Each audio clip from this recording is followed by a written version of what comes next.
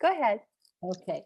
Our mission, Helping Parents Heal, is a nonprofit organization dedicated to assisting bereaved parents to become shining light parents by providing support and resources to aid in the healing process. We go a step beyond other groups by allowing the open discussion of spiritual experiences and evidence for the afterlife in a non-dogmatic way. Affiliate groups welcome everyone, regardless of religious or non-religious background, and allow for open dialogue. Attendance today at this meeting is voluntary, and we are here for the benefit of learning from and sharing with other parents whose child has passed away. It is understood that our discussions are intended to be confidential and not designed to replace traditional therapy or spiritual counseling. However, these Zoom meetings are helpful to parents all around the world, and they are posted on YouTube so that affiliate members who are not able to attend this meeting live can also watch. Helping Parents Heal offers a wide variety of speakers to allow parents to be informed about many possible ways to heal, to connect with their children, and Oops. okay, I got Sorry muted. about that. That's okay. Do that. The views expressed by our guests do not necessarily reflect those of Helping Parents Heal, and we ask that you take from their presentations whatever may benefit you personally. Welcome everyone this evening, and welcome, Farah. Thank you so much for coming back. Thank you so much. Yes, we are so thrilled that you're here, and I'm going to just read a short bio. Hopefully, I won't get kicked off this time, but I do want to let people know just a little bit about Farah. My name is Fara Gibson. I was born with the amazing ability given to me by God. I have the ability to connect people here in the physical world with their loved ones that have passed on to heaven. You see, I said that I was born with an ability because the gift lies in the messages that I get to give to people like you. When I was a little girl, I always knew that I was a little different from all of the other kids. I could see things that other kids couldn't see, hear things that other kids couldn't hear, and feel things that I couldn't explain. In my teens, I discovered that it wasn't that I was different. In my teens, I was blessed. I am clairaudient, which she hears spirit, clairsentient, she feels spirit, and she's also clairvoyant, and she sees spirit and the symbols that they give her. I have shared messages of healing and assurance that our loved ones are with us and watching over us from heaven since I was a young girl. I also offer life coaching and spiritual guidance, as well as readings with messages from your loved ones. Thank you to each and every one of you for joining me on this amazing journey. Thank you for sharing your families with me and allowing me to connect with you, connect you with your loved ones in heaven. I truly love each and every reading that I do. Please learn more about Farah at her website, www.faragibsonpsychicmedium.com, and I'll be putting that in the chat box. And without further ado, please join me in welcoming Fara Gibson, psychic medium. Hi, everybody. I'm so excited to be here. Thank you guys so much for joining me tonight. So I was sitting around this morning and I was trying to figure out what it was that I was going to talk about tonight, because I really don't come with a game plan. And I just kind of go with what heaven gives me. And what I felt like I'm going to talk about today is guilt. And there's so many of you that have children in heaven, and part of having children is being a mom and a dad, right? And those things that we do for parenting that sometimes aren't so easy in our journey, right? The discipline and the kids running amok anyway, and all that jazz kind of comes with being a parent. And I feel like sometimes when we have a child that's passed, we hold on to those moments that we were simply just being a parent and loving our child, and we start blaming ourselves because there's got to be a reason that my child passed. It's got to be my fault, and all those things. And I just really want to help you guys to release some of that today. And I know that we were kind of talking behind the scenes a little bit before this, but there's nothing in this universe that you can do to change your child's passing. It's their graduation day. And for that reason, let's take addiction for instance, because I have a couple addicts in my family that are related to me, siblings actually, and it's a really difficult journey to be on with a sibling or a child who has an addiction issue. But I will say that through their addiction, they're growing you in ways that you would have never grown on a spiritual sense without their addiction, and you're also growing them. Don't you get me wrong, right? Which is why sometimes with an addiction, if there is an overdose with that, they grow so quickly because they didn't necessarily take the easy route, and they graduate to heaven before you and I. How amazing are they, right? Now, that doesn't mean I want to go that route myself, and probably you either. And the other thing is like, I love my siblings that have addictions, but there's also struggles that I have with them on a human level, right? I don't want to necessarily maybe invite them over to dinner sometimes because I don't want my stuff stolen, or I don't want them influencing others in my home. Those are genuine feelings that come with somebody who has an addiction. And it's really hard because it doesn't mean that I don't love them. They're always welcome on my positive path. I just say, I ask you to be clean in my home. And that's just an ask, right? And then if something were to happen to one of my siblings because of their addiction, does it make it my fault? No. Does it mean I love them less? No. Doesn't mean that I love them less. I love them more. I love them enough that I want them to be clean, and I love myself as well as my family and my surroundings, that I've created for them to have a positive path in their journey. So I just really want you guys to stop beating yourself up so much, because I feel the parents like beating themselves up a lot when I do readings, feeling like they had responsibility and they couldn't keep their child here. I can tell you that there's nothing on a spiritual level you were meant to do any different. On a human level, we can beat ourselves up all the time, all that we want. But my suggestion is you take that guilt, you put it in a box, and you decorate that box however you would like, and you slam the lid, and you hand that lid to your child and hand over to God. I believe in God, so I'll hand my box to God. You hand yours to whoever you want, right? I don't want to challenge anyone's faith or beliefs. But I say hand it over to them. They'll handle it for you. They're not going to carry it. It's not a heavy load for them in heaven. They're not carrying the heavy load. You are. You're the one that's broken. And I always try to let you guys know that they're not feeling that. They're not broken in heaven. You take the most perfect you ever remember your child, no matter how they passed, no matter how tragic it was, right? You take the most perfect you could imagine them and you multiply that by infinity. And that's how perfect they are. They're not asking you to carry their load of guilt. So I say replace it with love. Replace it with your favorite memory of them. Replace it with traditions in honor of them. But don't carry the guilt. Put that down. Pick up something more beautiful if you can. And if you're going to carry guilt, you're not doing it wrong either. I don't want to tell you that you're doing anything wrong. If you guys want to carry guilt, you rock it. You carry it. You do all that you do, because I can tell you that you cannot grieve wrong either. So I don't want anybody that is going to continue to carry guilt after they beat themselves up thinking that they're doing it wrong either. So there's that. So I know last time we did an exercise and I'm ready for another one. So I don't know if you guys were on here. Oh, already crying, Christine Gardner. I love you. Okay. So when we were here last time, I did a little exercise because I feel like you guys have unbreakable bonds with your children, right? I want you to know that you have connections with them, all of your very own. But I do feel like it's better to be connected with our loved ones for someone else than it is for ourselves, because we can kind of validate what they're giving us for somebody else. But when we're connecting with them for ourselves, sometimes we'll feel like we're pretending what they would say, or our human mind gets in there and we're like, oh, okay, I'm just pretending, and because I'm wishing that my child was here, right? So what I suggest is you ask your children to give you something for somebody else in your home or whatever it is. So, and what I mean by that is like a shirt color.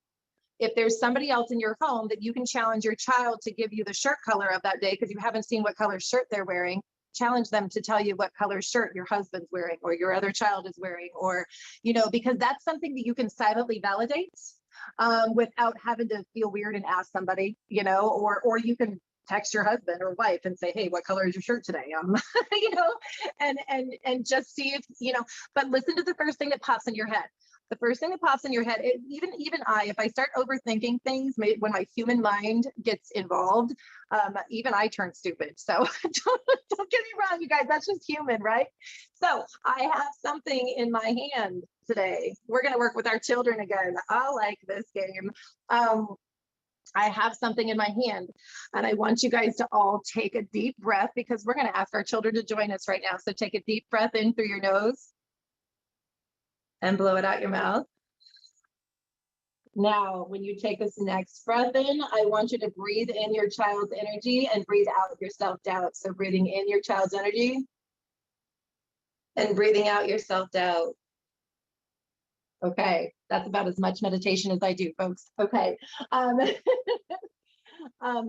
have something in my hand, and I want you to ask your children to give you an idea in your mind's eye of what it is, right? Maybe a flash of a color or a shape or a hardness or a softness. Is it a thing, you know, like, is it an animal? Is it a person? Is it, you know, I want you to just ask them to give you an idea of what it is that Farah is holding. And I'll give you guys just a moment, but only just a moment, because it's the first thing that popped in your head. I want you to pay attention to, not the second or the third. Okay, we ready? Actually, a client gave me this. I have in my hand, it's a little owl, and it's kind of pink, kind of white. So if you were seeing white or pink, can you see it on the screen? Yes, okay, cool. So on the back, it does have wings. So if you were seeing wings, on the front, there is a little shape that's kind of going like this, almost like rainbow shapes, but upside down. So you may have seen rainbow shapes. You may have seen a bird in your vision. You may have seen, it is made of stone. I don't know exactly what stone it is, because I don't have them all memorized, but it's an owl. Stone heart, yes, and it does look like a heart on the back. Look, I can see these messages this time. Like, I can see things that people are saying. I like it. So you guys were probably getting, look at feathers. I'm seeing marble. Oh, I love it so much, and it is marbled. That's so funny. Yeah, so you guys were just now speaking to your children, and you can't get it wrong. You guys all see something and I'll go, oh my gosh, why am I seeing a frog? Or why am I seeing a whatever? Yes, it is a rock. Love, white and stone. Yes. Way off. Lori, it's okay. You don't have to be right on, girl. Just know that your children are working with you. It's, oh, love it. Elizabeth, I will open this up to you to. So this is wonderful. I think that it's important for all of us to realize that these exercises are a start, and they don't necessarily have to be exact, but the more that you do like this, the more you're going to be able to get exactly what your child is helping you to determine. And I see a lot of things. My beautiful daughter, loved owls. I saw a pink crystal rock, which sounds very similar. Oh my gosh, marble came to mind. I saw a crystal cherub, but okay, an owl could be misinterpreted for a cherub. He said an animal, angel or bird with wings. So a lot of these sound. I saw a white marble shape, thought it was my daughter's face, but there were wings on there as well. And Valentina is saying something in Russian, which is beautiful, but I don't know what it says. Crystals don't totally off. I saw a round silver charm. Got off. Interesting. I got a metal cross. I saw a lilac rock, a pink crystal stone. So we have a lot of people who are getting partials, and then some of them, I mean, with the owl, obviously, that's pretty amazing. So yeah, Suzanne Klokenga does get owls from her son. So I think that he might have influenced what you just got. So I think that the more that you do these exercises, is this true, Farah, the better you're going to get. I say practice, you guys. It's taken me years to get where I am. So just work with your children. Try that t-shirt color, you know what I mean? That's something that you could literally practice daily with somebody, whether it's somebody in your home, or even like the first time that you go out of your house, the first shirt color that you see, what is it going to be? You know what I mean? Ask your child, and then, just kind of validate that that's correct, because colors are kind of easy to see, or kind of hear in your mind, like it's going to be blue or it's going to be red, or you know what I mean, that type of thing.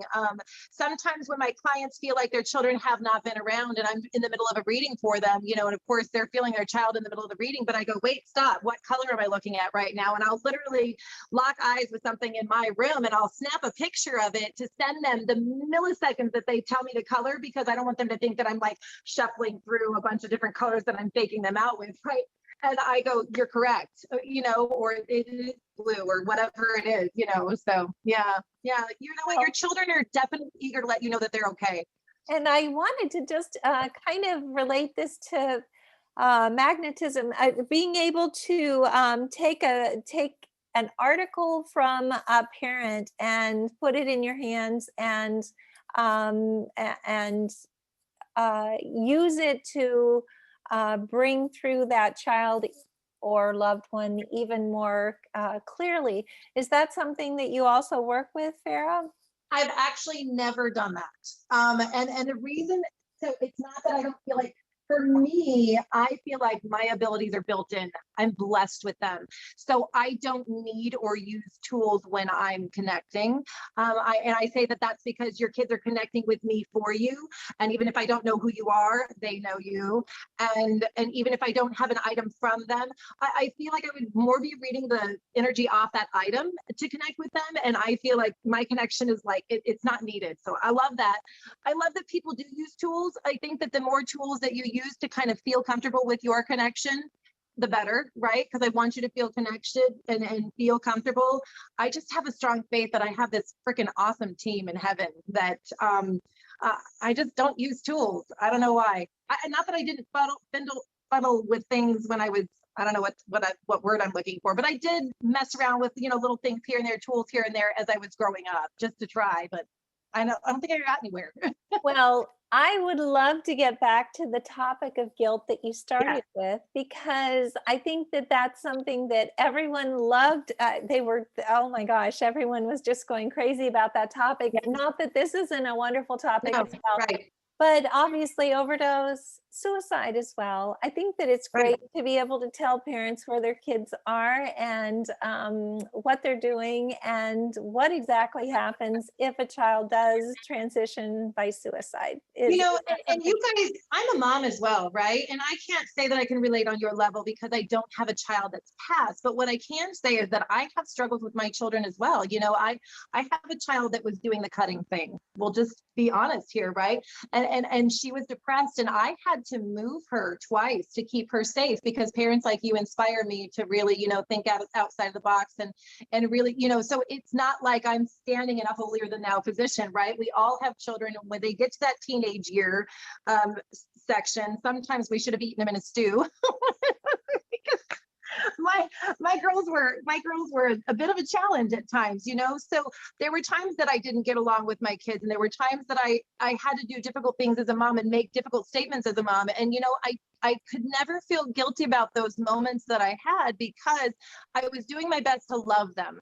And I always say, I always told my kids I would let you do anything in the world that you wanted to do, but because I love you, I have rules, and I have, structure, and I have requirements. So when we're laying those foundations as a parent with requirements, and our children don't like them, and then they kind of go out, on their own thing, whether it is, addiction, or sometimes they do try to take their life, or sometimes they succeed in taking their life. If we feel like the blame is on us, I will say this: the moment that they get to heaven, they see how much love is in your heart for them. They know exactly how amazingly loved they are in life from everyone they ever spent their life with. And so they're not sitting in heaven going, oh, it's still their fault, or it's still so-and-so's fault, or anything like that. Know that they moved to a place of seeing how they could have handled things different. And for me, it's not a moment of regret for them. It's a moment of growth. And so they do see, you know, how they could have handled this moment differently and that moment differently. No different than you and I will find how we could have handled things differently in moments in our life as well. Each of us has moments that we weren't perfect in, and that's okay, because the human experience is not meant to be perfect. It's meant to have stumbles and falls. If we were meant to stay perfect, we would have stayed in heaven, because heaven is perfection, right? So we come here for the muck. And the muck is sometimes overwhelming for some. And the minute that we get back to heaven, whether we passed in a vehicle accident or we passed from an overdose or we passed from suicide, we are filled with the most amazing love and perfection. Nobody that commits suicide is separated from anybody that didn't. Anybody that tells you that can throw it out the window. Not them, but throw that information out the window. Your children that may have taken their lives, because I know that not everybody here on here has children that have taken their lives, but those of you who have, know that your kids are in, if you take the most perfect you ever remember them and multiply it by infinity, that's how amazing they are. And they don't ask you to carry the day and the way that they passed. Carry their love. Carry your favorite memories. Again, right? I think that we really focus on how they passed. It's one of our normal human things to do, no matter what it is, no matter what that passing was. And we focus on that passing, and we just beat ourselves up over how we could have changed that day and that way and that moment, whether it's a car accident and maybe we let our child out with some kids and we shouldn't have done it that day, and you know, and all those things. Kids are being kids.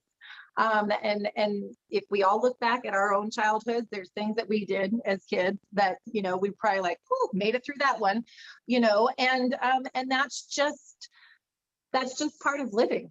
Maria Stone, I was angry at my daughter before she passed. Boy, you know what? That anger is made of love, Mama. I tell my kids I wouldn't be angry at you if I didn't love you, and I'll be damned if I'm not going to be angry sometimes. And you know what? That's made of love. Otherwise, I wouldn't care. You do whatever you want. I'm just going to sit back here and just let it happen, right? That's not my parenting style. My parenting style is like you. I am like, no, you're doing it, you know. So yes, just that's part of parenting.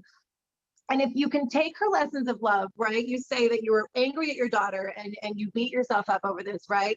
And let's say our final moments and our final words with somebody before they passed or graduated were really difficult ones, and you regret those moments. If there is a moment that you regret, that you feel like you genuinely should have done different, that is their blessing to you. You are growing from that moment because you will use that blessing in future relationships, and you will have different conversations from here on out, and you will have lighter conversations. Now, that doesn't mean we have to let the next kids in line get away with everything because we're afraid of, you know, possibly telling them that there's a rule or something that they're doing incorrect. But at the same time, you know, maybe with your best friend, you don't say what you were going to say because you're like, I don't want to have that conversation, and I'm going to let her be her right now, right? Because I learned that from my child, and my child taught me not to get angry over this moment. And those are blessings from your kids, you guys. Well, and I think that the most important thing is that their job where they are right now is incredibly important. And maybe you could just kind of tell a little bit about what the kids are doing on the Yes. side. Yes. Both So I those. know it's funny because I was talking to you guys about this behind the scenes a little bit as well, right? So, you know, when we get to heaven, you guys, we get to take our life experience that we gained here and we can use it to help others. So, for instance, that addict that had the addiction, that, you know, maybe it's a heroin addiction or, you know, whatever it is, they have that life experience now, right? In which a lot of other spirits in heaven do not have that life experience. So they cannot relate from a place of perfection what it was to have lived as an addict. So those who have can now help to inspire other addicts. And maybe they're that voice in their ear that says, man, not today. Today's the day you want to get clean, right? And they can inspire that. Or, you know, they can help to inspire, like, we have, you know, cancer journeys, right? And let's just say that they go through a cancer journey in life and they become so amazingly strong through that fight, but they can also bless doctors with inspiration, and parents with inspirations from heaven going, you know what, you might want to get your child checked for cancer, or, when we wouldn't even be thinking of it. Those who have taken their lives or did the whole cutting thing, all those things may now lend an inspiration to a child that's going through the muck and the depression and silently behind the scenes, thinking of, difficult thoughts, and go, you know what, today's not the day. Today, let's find a brighter day, so they do a lot of work to help others who were in their shoes. And how amazing are they for that? That's beautiful. Yes, I agree 100%. And John is saying semantics, but can we change the phrase committed suicide to die by suicide? It's not a sin or a crime. I agree with him. I know that people still do use the word committed. It is something that I think is becoming more and more frequent, though, that people say either passed by suicide. Completed suicide is another way of saying it, or let's see, or took their own life, which is something that it gives them. It's not something that is hurtful to others by saying someone committed it. It's actually kind of sounding like maybe it's a crime that they've done to themselves. Oh no, yeah, I don't think that it is. Yeah, and absolutely. So anyway, but I just think that this is so uplifting. And I also wanted to just talk again a little bit about cancer, because people are asking about when kids pass by cancer, what is the purpose for that, and why is it that this happens? What are they doing on the other side? Especially, right. No, so I feel like each and every one of us writes our journey in life long before we ever came here. And you as parents wrote to be their parents, and they wrote to be your children. And so imagine yourself sitting in heaven, writing a blueprint for what we plan to grow from and to kind of journey through. And then your child is sitting in front of you in heaven going, but I'm going to throw a ringer in here. I'm going the route for cancer this time. And you're going, whoa, that's going to be tough. But we're sitting in the perfection of heaven while we're picking this, right? Somebody who's lived that life over there is going, that's going to be a tough one. You sure about that? Yeah, we got this. We're fine. Mom and child, or, dad and child are just like, yeah, no, we're good. We got this. Thanks for the help. And then we finish writing this life, and we come here and game on, right? We're living this life now, and we're doing this in the muck. And then we have this diagnosis of cancer come. And there's probably moments that you can reflect on where it's almost like a deja vu moment. And, like, wow, I just felt like something, this child was maybe, not long for this world. And I never understood that feeling, or, whatever it is. And because we have memories every now and then of our blueprint, but it is a blueprint that they write with you. They grow you in ways you never would have grown without their cancer journey, and you grow them as well, right? Not only that, they're inspiring doctors to stay humble. And there's beautiful blessings in that, because somebody has to keep these doctors in humble shoes, right? And so there's a lot of people in this world who do that through their journey to heaven. And so sometimes even those mistakes that doctors make, you guys, please know that they're meant to make mistakes at times to keep themselves in humble shoes. Not everybody's perfect. I do feel like they get into the medical field for a reason. But those children who pass from cancer, it is the strongest spirits write the most difficult journeys. So again, even you as parents, right, to write a journey where your child is going to pass before you, man, I'm in awe of your strength. Patty is saying my life plan was definitely aggressive, which I think that we all will agree that we had some aggressive life plans. But I was interested to hear what you think about this also. My son always knew that he would that I would outlive him. She feels that he knew. Is this something that you see a lot in the readings that you do with parents? Do they tell you that they think that their kids knew that they weren't going to be here for very long? I think that I've heard quite quite often of the parent telling me that for some reason that child felt different to them. You know, that child felt either more connected, or that child felt as though they would not be here long for this world, you know, and they never understood why. And that's what I say about remembering that blueprint just a little bit. We're not supposed to remember our blueprint, so we don't come here with a full knowledge. You know, everybody always, you know, wonders what they're going to do in life and all those things. And I won't give any future predictions in my readings, guys, none, because your soul already made a plan for your growth in this world and your journey. It's the whole reason you're here, and it's not my place to hinder your growth, right? But sometimes those deja vu moments, really for me, are not deja vu. They're you remembering your blueprint, and you're exactly where you are supposed to be in that moment at that time. And you're just, you know, it's my way of going, I'm right where I'm supposed to be. But you're not going to have a full knowledge of all of it. So there's nothing that you could have changed in that, you know, in those moments. You couldn't have changed the cancer. You couldn't have changed the overdose. You couldn't have changed the suicide. It's not anything that you're meant to change. If love could have saved them, they all would have lived forever. Well, that's beautiful. And Rose is saying, and I think that this is true. And I think that this is true for anyone who has children who have passed of an illness. She's saying that her daughter passed on from cancer. She was 2 weeks shy of her 17th birthday. I am troubled by knowing the last 2 years of her life were full of treatments. I do feel she changed me in ways I could never have learned on my own. Maybe you have some thoughts on that in terms of the So different. although her body was going through those treatments, that is a definite statement. You watched every moment of that as you walked with her. I will say that her soul was never touched by one moment of that treatment. I promise you, with every ounce of my being. So although she was going through a difficult road, how amazing is she to inspire the road for others? Maybe the doctors learn through her journey and they help another child, right? Because they do find something that works temporarily and go back to it for somebody else. And how amazing is she to bless that help for others, right? So as difficult as it is to watch them walk through that journey, I want you to know that now it's just her badass story to tell in heaven. And I just kind of try to throw it out that way, because in heaven it's much lighter, you guys. I know that we're the ones who see those human sides of things, but in heaven, you know, she's like, yeah, sit down, guess what, I got cancer, you know what, you maybe got it at 40, you know, and they're all heckling and playing with each other, and you know, it's their story to tell. And she's got an amazing story to say that her mom walked every step with her.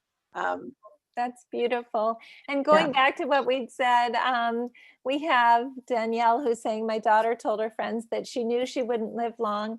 I know, and I've spoken about this before, that Morgan told me before he left for China, the day before he left for China, that he wasn't coming back from China, not because he didn't want to, but he just knew it in his bones. And he didn't. And I told him, you don't need to go. There's no reason to go. But he said, Mom, I'll be fine. And we all know now that Morgan is fine, and he's doing a lot of work over there. So, but also there's so many people saying, for instance, I love Farah's words of letting go. It is so very encouraging to know that we have to just let it be. And then let's see, wow, that's so powerful about deja vu. I have had it so much more since my child passed, which I think that we all do. We all kind of have these things happen and think, wow, I think I've already lived that before. Yes. But is that going back to a past life? Is it going back to when we were still planning this soul plan, or what do you think about that? I don't think that it's remembering a past life, you know, because that's what people say, like, wow, I've been on the street before, you know, and maybe it was in a previous life. No, what I feel, and again, if you want to believe that, you do you. Please, please, please never let me challenge your faith or beliefs. But I do feel as though it's really us remembering our blueprint in the moment that we're in. You know, we wrote every single moment, every millisecond of this life. We also gave ourselves free will to screw up every now and then, right? So there's that, but that's okay. That's part of human life. But we do find moments that we're in that we're just meant to be in. And I think that's what we're remembering in that moment of looking around going, wow, this looks familiar. Like I've been here before. You have been when you wrote it. Yeah. That's beautiful too. And Yvette is saying, does our free will as humans have an effect on the blueprint, on the soul plan that we've already Yes. decided on? I feel like we write five, and I do believe in multiple lives as well, just so we can put that out there. I don't want, when I say that I don't think that we're remembering past lives and the deja vu, I do actually believe that we did live previous lives. We weren't made to, but anyway, just to throw that out there really quick. But what was the question again? Sorry, I just totally lost So my this is just asking about our free will and in terms Yes. of. I'm so sorry. I just Okay, no So, worries. when it comes to free will, you guys, let's just take that addiction for instance as well. Okay. I do feel like when we write our blueprint, we write 5 possible exit points for our soul to return back to heaven. Okay. And there's different growth that we may achieve in our life at different times. And there is that free will that can influence that growth being achieved sooner or taking longer to achieve. And what I'm going to take addiction for instance, because it's just the easiest one to give the explanation with. So let me put myself back in high school, right? And let me just say, for instance, in high school, maybe somebody offers me a shot of heroin. Here's my free will. I can take that shot of heroin and I can become an addict. I can choose not to use that heroin and maybe I go this way and maybe I live a little bit longer life because life is a little bit easier and so I have longer on my journey. Let's say that I take it, but I only use it once because it just was not my thing and I overcome it. Or let's say that I take it and I become an addict and I live the difficult life that an addict lives, because I'll tell you what, guys, on a spiritual level, that is not an easy path to live. You guys see it on a human level and we can judge it from a sober life, but I can tell you what, those spirits live some of the most difficult, challenging growth journeys that there are. And so let's say they take that and they do become an addict to that heroin. And then I will say that sometimes they'll reach their spiritual growth sooner because that addiction took them on that bumpy, hard road and they reached that growth sooner than they would have if they had done that clean route in life. Not that either one is any better than the other. You guys, it's just a matter of where my spirit sees itself when I'm writing my blueprint. And so just for that reason, free will can affect that journey just a little bit, right? If that makes sense, right? Do I get in the car that day? Do I not get in the car that day? My soul would be in charge of that because my soul would know that I've reached my growth, not my human conscious mind. So your children are not choosing to pass in some of these moments. You guys need to understand that their soul already has a much bigger plan than their bodies have control over. If I just put it that way. Yeah. That's beautiful. And I think that what I like to say is that we do have wiggle room with the free will, but I think that the ultimate, Yes. What's actually going to happen in the end is maybe a few months, maybe a few years, but that this is going to happen. And this was because it was already planned out beforehand. Amelia Yes. is asking what they do in heaven. Could you maybe tell a little bit about that? Yeah, so I think we kind of talked about it. So the moment that we get back to heaven, you guys, we go into an amazing life review. Is one of the first things that happens to us when we get there. And within that life review, you guys, and you wonder if your child knew how much that you love them and knew how much you went through to try to keep them here and all these things. I want you to know that they go through every millisecond of their life, through every single person that they ever touched with their life, including your eyes. So they will know from the moment of conception to the moment of their passing, from your perspective, everything that you ever went through. Not only you, their teachers, their siblings, their other parents, their grandparents, the stranger in the elevator that we did or didn't say hi to, we will relive our life through their eyes for those moments as well. So your children go through the most amazing life review and they find pride in the things that they accomplished in life, and they find growth in the things that they, were challenged with in life, but nothing negative. From the moment that we pass to heaven, we're filled with the most amazing love you could ever imagine, times infinity. So they're not viewing these things, these life moments from a place of despair. They're viewing them from a place of pure love. They see them differently than we see them, right? Because we're a little judgmental and negative sometimes because we're human. They're not. There's no jealousy in heaven either. You know, all of those things don't exist in heaven. So once they get through that life review, and please know that before they get to them, they're reunited with everyone in heaven that they ever knew in this lifetime and before it. You guys, we exist in these bodies temporarily. Our souls existed in heaven before we had these bodies. So we go back to the relationships, back to the spaces that we had long before. Believe me, your children have a home in heaven and you will join them in it. I promise. That's very reassuring. And I just want to tell you, first of all, Rhonda is saying, thanks, Farah. That free will explanation is the most comforting I've ever had, which I agree. It's a beautiful explanation. Sherry is saying, so is this double growth, meaning my son's addiction and passing was meant for spiritual growth for both of us? Is that what you would say? I would say that you are a badass. So to go through both is not an easy thing. So, you know, but yes, it would be growth for both. Yes. Yeah, that's beautiful. So Kathy is saying a friend's daughter called me. She said that she had a very vivid dream of her daughter, the daughter of this mom who's talking. My daughter said she knows she left too soon. Is that a possibility that people that are Nope. kids think that? No. So I would say that sometimes grief will creep into dreams or visits, or the human mind will get a little wonky in there. Anything that's wonky that comes in during one of those dreams or visits, just know that for me, that's the human side of things. They would come through with nothing but pure love from heaven when it's a true, honest visit. Don't be devastated if you're not getting those dream visits right away, right? Or even if it's been a couple of years and you're not getting those dream visits all the time, or if they are going to others, that is still their way of getting to you. Even if others are seeing them in their dreams. So just know that they're working for overtime to just let you guys know that they're loving you. But yeah, if anything comes through wonky through somebody else, if anybody gives you a negative or a difficult message from your child ever, take that message, ball it in a ball and throw it out the window. Please, please, please.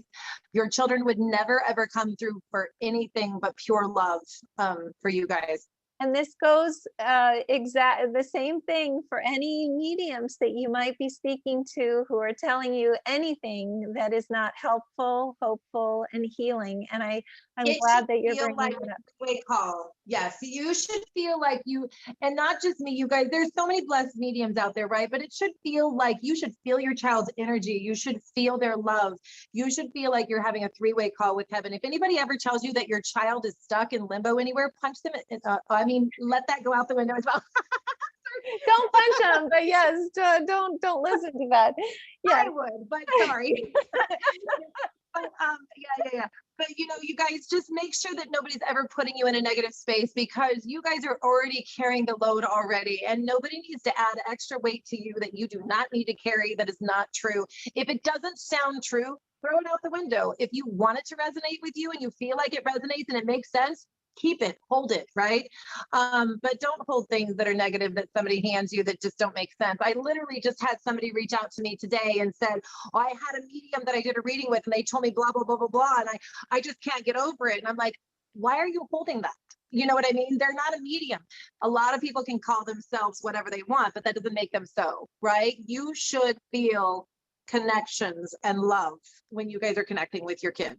So that's yes, beautiful. And I think that the most important thing about this journey is that we should keep whatever resonates with us and let go of all the rest, because there's no reason that we need to add any stress or sadness to what we already are experiencing.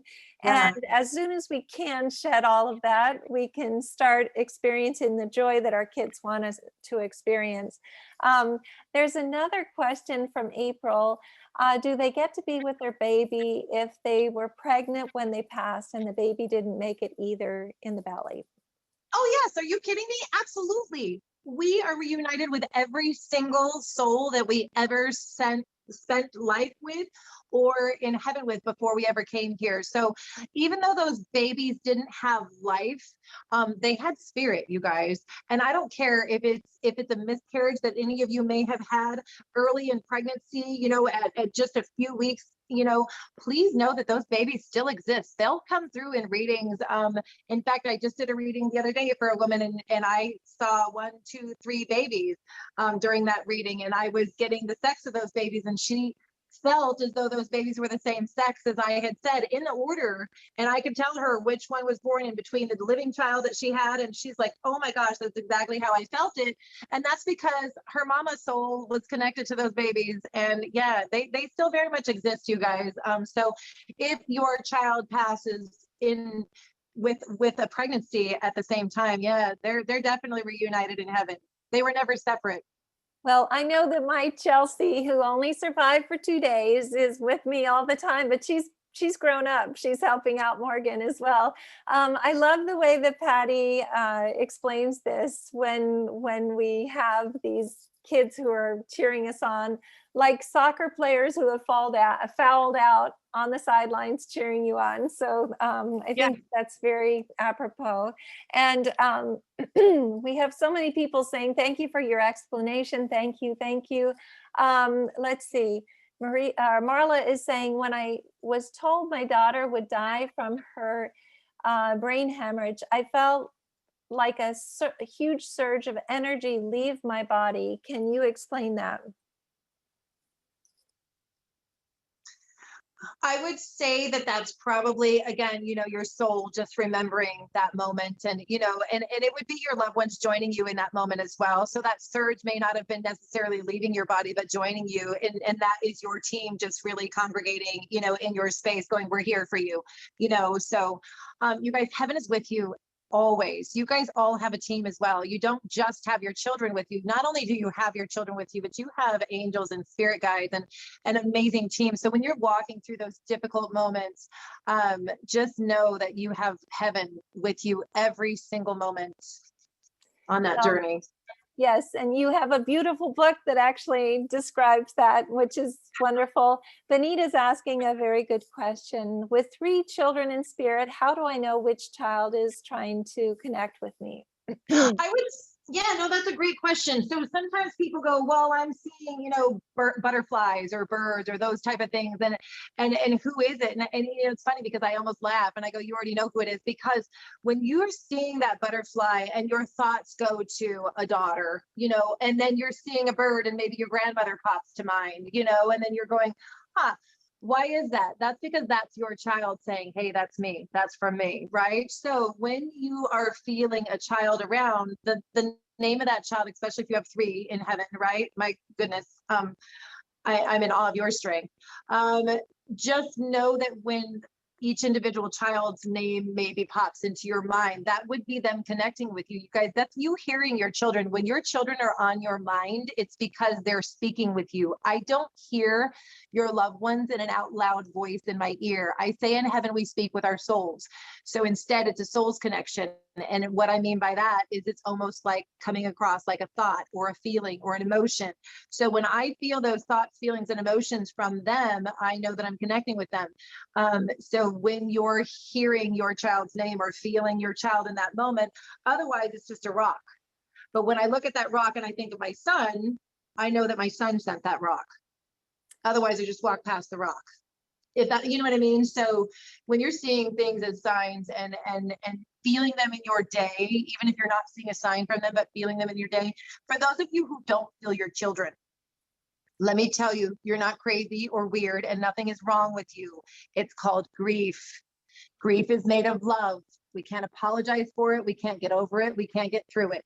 You guys need to understand it's okay to not feel your child right now, but we're going to swerve those words. Okay. Because I saw somebody's comment come up saying, I don't feel my child. So we're going to change that today. From this day forward, we never say the words, I don't feel my child. Take those words, put them in that ball that Farah said, and throw that out the window. Now I want you to change them to, I look forward to feeling my child in their perfect timing. Still leaves it open. Okay. Because if I give my energy to, I don't feel my child is never around. Everybody else feels my child and I don't feel them and I can't sense them and I don't see their signs. Guess what I just did? I just fed all of that negative energy with my energy. So I'm no longer going to say, I don't, I can't, I won't. He or she doesn't. Okay. I look forward to my child coming into my dreams in their perfect timing. I look forward to my child giving me their signs in their perfect timing. I look forward to seeing the signs and feeling the love that my child is surrounding me with. Do you see what I'm doing here? I'm swerving my energy, right? I'm opening that energy for a more positive ability versus closing it off for the way that, I mean, you guys, and I'm not just talking about children and signs and feeling them. Use this in your regular life too. The I don't see, I can't see, I won't. Chuck it in the bucket. Sorry. and you guys just start rocking life with some positives. I mean, you guys, I've been through enough in life to make a Billy go puke sometimes. I get it. Life sucks. It's hard sometimes. But at the same time, if I learn from those moments and I grow from those moments and those moments make me stronger and better, that's what's important. And then just try to stay positive, even though the negatives may be throwing your way and like hitting you in the face and all that jazz, because you're going to start feeling your children more when you start really swerving that negative energy out of your space just a little bit. We all do it. It's That's normal. It's beautiful. human. And I Yes. must say that as soon as Morgan passed, all I wanted to do was to hear him communicate with me. So I got prescribed with some sleeping pills from my general doctor practitioner, and I refused to take them because I wanted to be able to know if he was coming to me at night, if he was going to be in my dreams. But I wanted to ask a question that I think is very important for all of the parents here. April is asking, do they see us in our dark place and grief? I don't want her to see me sad or when I cry. Could you maybe tell us Love that you're asking that. The answer to that is yes. They absolutely see everything that we're going through, but they're not sitting in heaven going, oh, my poor mom, or oh, I'm missing my mom. And because all those would be negative emotions, right? I want you guys to picture them as impossible. Negative emotions or thoughts are impossible. They see these as moments of growth for you. So when you're broken, when you're in a puddle of tears on the ground in a fetal position, because you're going to have those days, because guess what? You love them and grief is made of love, right? So when you have those days, know that they're just loving you at your side. It's not a moment of shame, like, oh my gosh, my mom can't stop crying. That's not how heaven is. Instead, they're loving you through it. Just picture them, you guys, on the days that you run out and have a good time. I want you to just picture them cheering you on and going, hell yeah, let's go, let's have some fun, and look at my mom go, and look at my dad go. And then on those days that moms or dads are sitting in the corner crying, they go, heck yeah, look at my mom, look at my dad go. They're growing through their grief. They've got this, right? So they're still cheering you on, you guys. Either way, they're not sitting there sad with you going, okay, is this going to be over in a few hours? Because, I got a meeting, so I have better things to do. Well, I think that's a beautiful way of expressing it. And I do believe that it's like a fly in the ointment. They can never, ever be sad, but Yes. they really would like for us to be happy. Yes. There's another question from Victoria that I think is very interesting. You say that we are reunited with our loved ones. But what if we were abused by loved ones, like a spouse? What would we be with that loved one if they are also the spouse that we don't want to be with when they were abusive? So could you maybe talk to that a little bit? Yes, girl. I have this one. Let me just use myself as an example, because Farah did not live an easy life, okay? My ex beat me and spit on me and told me how worthless I was for 17 years. He choked me in front of my own children while they screamed, Daddy, let her go. So I got you, girl. And I will tell you that every moment of that abuse is something that I wrote with him in heaven when I wrote for him to be my husband. He sat down with me and we wrote this blueprint, and I said, I'm going to be your wife. And he's like, I'm going to be your husband. I'm like, I'm going to need you to challenge me. He's like, oh, I got you. How about a little abuse? And I'm like, that's going to be tough. And oh boy, was it. I will tell you that I grew in ways that I never would have grown without his abuse. And I became a woman that I never would have been without it. So although I do not like the air that he breathes in life to this day, because he's obsessive and compulsive and still very, very interested in what I'm doing always, even though we've been apart for 13 years. I will never downplay him in front of my children, and I know my children are not watching this today. But they know the terror that they went through watching these things happen. But the other thing is I will high five him in heaven and thank him for the lessons of growth. There will be a moment that we are rejoined in heaven, and I will rejoin the same relationship that I have, not in the human sense, you guys. In the human sense, he sucks. He can kiss my tail. On a spiritual sense, he grew me in ways that most people in my life didn't. Oh. And if you look at it in that sense, you guys, life will get so much easier. Now, that does not mean I'm inviting him over for dinner or calling him. In fact, I have him blocked on every way, shape, or form. He can't social media me. He get right. But at the same time, I wouldn't be who I was without him. And I wouldn't be the love that I am today without the growth that he gave me, because I did get strong, and it took me 17 years to leave. 17 years. And then I finally remembered my worth. So. Oh my gosh, Farah, and you have so much worth, and you're just doing such incredible work. Robin is asking a good question too. Farah, I have a question. Is it possible to get past not being able to have seen her son before his burial? I feel that I'm just stuck and can't move on. Any suggestions for that? Yes. So when we don't get to see our loved ones, not just children, loved ones in general, in the moments of their passing or the moments after their passing, that's what we're talking about, correct? So I feel like those are moments that they literally, you guys could not have changed those moments. Please do not feel guilty. They write you out of those moments so that you remember them for how they live and not for how they took their final breath. And and again, so our best friend Kenny passed in a motorcycle accident. We got a phone call saying Kenny went down on his bike and we needed to get to Scottsdale Memorial Hospital. And I knew on the car ride there with my husband driving, I said, this isn't good. Kenny didn't make it. And he's like, you don't know that. I'm like, oh, okay. So, I did. We got to the hospital and they were, all of our friends were in a private room and they told us that Kenny had passed. And we were devastated. And Kenny was my husband's best friend and more of a brother in life than his own blood brother. And he was our best man at our wedding. And the doctors and nurses were not going to let us see Kenny because no next of kin was there. And I said, I'll be damned, you're going to let us in there. And they did.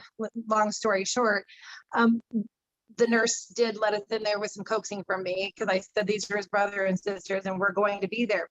We did walk into the room to see Kenny, but you know who didn't? My husband who loved him most out of that entire group. Not that there's a competition with love, but my husband and he were extremely close, but he could not go into that room. He could not see Kenny. He didn't want to see him like that. Does it mean you loved him any less? Absolutely not, you guys.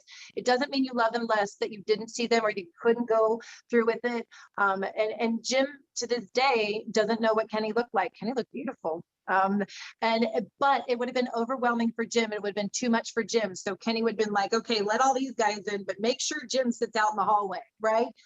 And Jim couldn't have done anything different, you guys. So just know that if you weren't there to see them, it doesn't mean that you love them any less.